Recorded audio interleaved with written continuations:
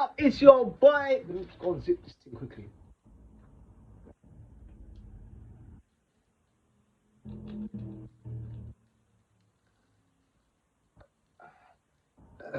Alhamdulillah. Bam! You lot, I'm back. Your boy Marzy's on the show. A lot of people thought I was gone. But guess what, you lot? I'm here. I'm in your face. I guarantee you, you're going to see me. If you don't see me, then you're going to hear your children talk about me. I'll make sure of that. You understand? But what I'm saying is today, I've got 3 stories. This first story, I want this story to hit 1,000 likes. It's regarding keeping unity between your friends, innit? And knowing when someone's suffering, make sure you're there for them, you know? And make sure you stick by them, because a lot of people are going through a lot of things out here right now. And the second one is going to be another one where man had to get it cracking with some youth. I tried to set it on my brethren. And this was in the education department at HMP ISIS. So, and that's going to be the second one. And the third one is when I had to ride out. I met up with one brother called Lego. Everyone knows who Lego is. I bucked up with Lego, met him in Manchester. He told me to come ride out, so we had to go ride out on some youths. So I'm going to show you about that story, yeah? And each story, there's a moral behind it, yeah? So boom, my first story is regarding my brethren. My brethren got sections, yeah? I'll say his name. Shall I say his real name? There's no point mentioning real names. I'll just mention names because it's honesty what I'm saying, but technically I've been thinking that I shouldn't even be mentioning some people's names because I can actually change their names, but it is what it is. Watch this now. I've got my brethren. I'm calling Bilal. Brethren Bilal. Watch this now. Bilal, I've known Bilal since I was 13. Bilal's from East London, you know. Me and Bilal met on the roads. Me and Bilal was the only first people in Bowl that was on the roads at the time, yeah. We used to bum weed together, we used to do robberies together, we used to even MC together. I used to MC back in the day. So at least I now, every time we go to the youth club, there's a youth club in Bowl, I used to go there every Saturdays, and they used to spit on the mic. Anyway, cut a long story short, this was my dog. So now, my brethren now, what happens? Cut a long story short, we didn't see each other. I met him when I was 13, I ended up meeting him again when I was 18. Where? In Rochester. So he's come on the wing. As he's come on the wing, obviously first day I patted him up with a cleaning job. As soon as he got a cleaning job, he's there with me, yeah? This is my brother. What's this now?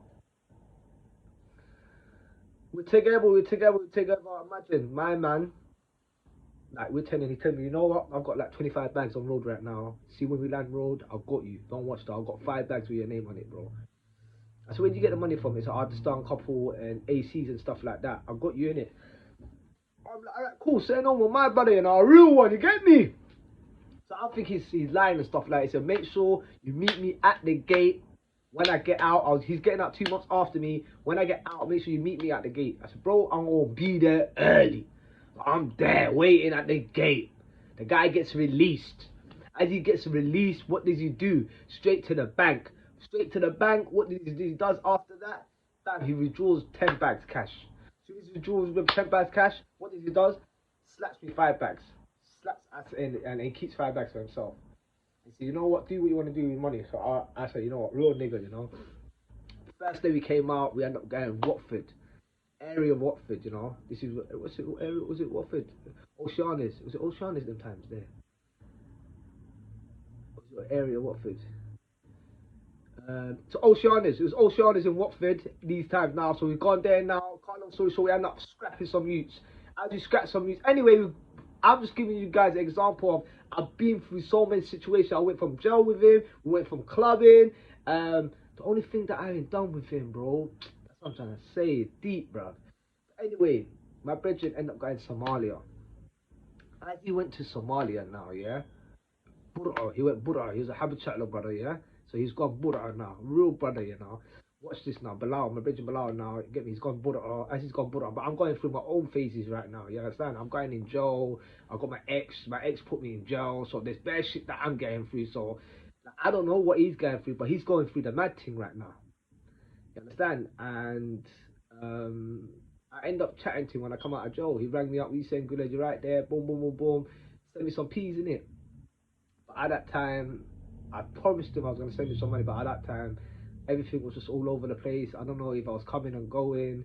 I didn't have my life was not even on the right track. So I did make him a promise, but I didn't keep my promise. Unfortunately, my brother, ended up coming back to London. What ends up happening when he comes to London? Yeah, what happens? He goes to the GP. Guess what they done to him in Somalia? They locked him up in Somalia. Huh? His family locked him up because they couldn't handle him. As he locked him up, my brother ended up losing his mind inside the prison. He ended up saying he's hearing voices in his mind. And saying, this is my dog, you know. It's my brother, like a good hearted brother. You see how he looked after me when he landed, or you see how he kept to his word and that. Real good guy in it, and I don't see him. He's never troubled a lot of men himself. He was just like he was a hustler. That's what he used to do.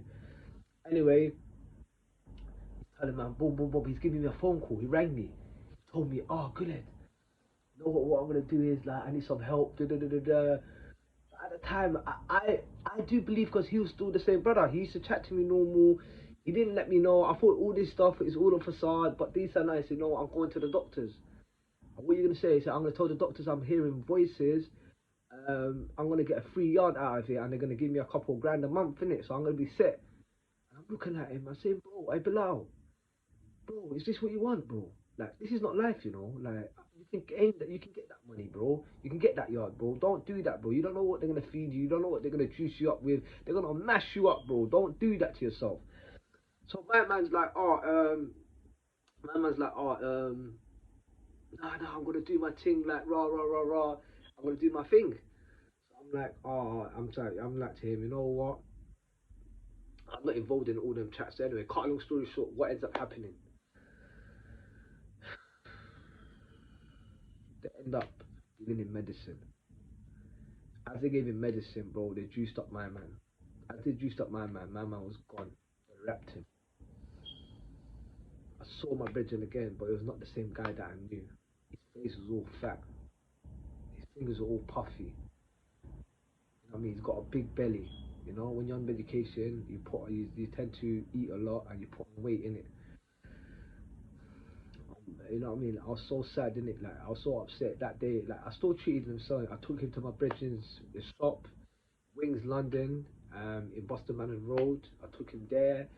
Some halal joints, so I took him to that spot. As I took him to that spot, I was showing my brethren, and my brethren's like, "Bro, is he alright?" And my brethren clocked straight away, "Nah, it's not alright, but he's alright with me in it," type of thing. And then we ate some food. Then, as we ate some food, I booked a hotel for him. You know, as I booked a hotel for him because where I was staying in some place, but he couldn't stay at my place in it, so I had to book a hotel for him. But before then, I took him back to my house.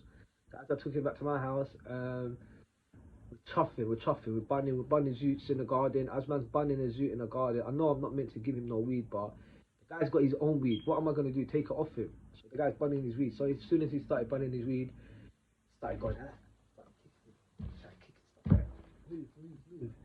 I'm there, you know. It's in the dark, you know. Man's in the garden. I'm like, what you on? What's that about? What you doing? He said, bro, tell this shit down, man, to stay away from me, man. And I'm like, bro. And you know when you know this is your guy and you're thinking, God, how did this happen, bro? And I'm just there, I'm saying, nah man, allow it below, man, allow it below. And then after that, this and now, he says, yo, call me a cab. I said, I'm gonna call you a cab, man. I think it's time for you to go to your hotel, innit? The reason why I told him to get my hotel because I want to meet him the next morning so we can go out and go get some food and maybe do a bit of shopping and something like that, innit? You know what I mean? Just know, you know what I mean? Just treat him normal, innit? You know what I mean? Like, it don't matter. That's my dog. I don't care if man's being pressured in life. If man have been through certain situations, I'm gonna still treat you the same.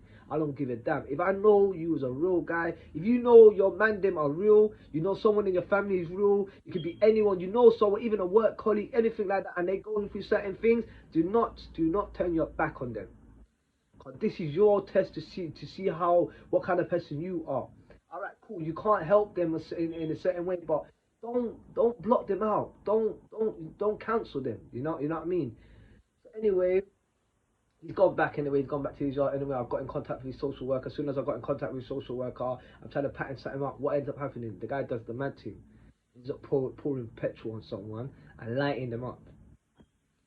The person he's lighting the person up now. Boom. So now he's got a charge. Now he's in jail now. So from jail they took him to a section, a mental home institution. went there. I went to go visit him. They're only giving me 30 minutes at a time to go visit my brother. As soon as I visit him, I feel like I'm in there. They're talking to me like some, I don't know, them Africans, them Nigerians. I don't know, there's a lot of Africans, Nigerians in their places in there, but you see the way they treat these people inside there. They treat them inhuman, and I see it with my own two eyes. The way they speak to me, I feel like if they're talking to me like that, how are they talking to these lot? Anyway, visited him, but it broke me every time I went to go see him. And every time I walked into this establishment, I felt like I had goosebumps around me. So the moral of this story is, you lot, don't forget your people. People are going through a lot of things out here. Do not forget them. Do not abandon them. Keep them strong. Keep them positive. If you're thinking about, I feel like doing something good today, yeah, keep it real with someone. You understand? There's a lot of people out here to help, yeah. But remember, there's a lot of people that you know in your life that are suffering more as well. So try to focus on them people as much as you're trying to look for some random stranger to help. Yeah, if they come into your life and you butt them, yeah, help them. But if there's certain people in your life already that do need help, that help them, man. Turn to them, because that could be you. You understand? And I hope, inshallah, you guys. I hope, inshallah, my man pattens up. You know what I mean? I've been chatting to him, like, but you know what I mean. Like, it's a rocky road, but inshallah, khair, innit? So I hope you guys learn something from this. Don't, if you can't, if you feel like life is pressuring you, stuff like that, don't try to take any shortcuts in life. Don't try to put yourself in a vulnerable situation. Um, and yeah, and before you act, make sure before you do something, make sure you know the repercussions and something behind it. Yeah, hope that makes sense. You lot stay blessed, and yeah, cool. Respect.